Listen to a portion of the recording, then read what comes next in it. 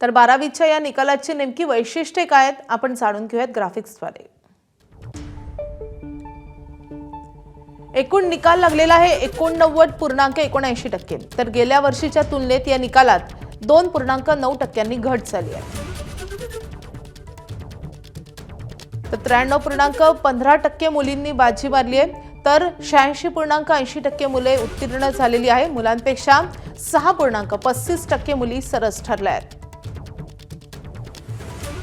तर 1,46,215 विद्यार्थी अनुत्तीर्ण झालेत।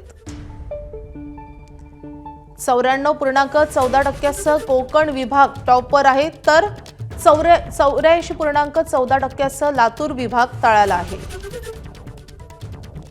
विज्ञान शाखेचे सर्वाधिक 96.44%, तर कला शाखेचे सर्वात कमी 81.78% निकाल लागला आहे। तर 153 पैकी 26 विषयांचा निकाल 100% लागला आहे। तर 300 रुपये भरून उत्तरपत्रिकेचं पुनर्मूल्यांकन विद्यार्थ्यांना करता येईल।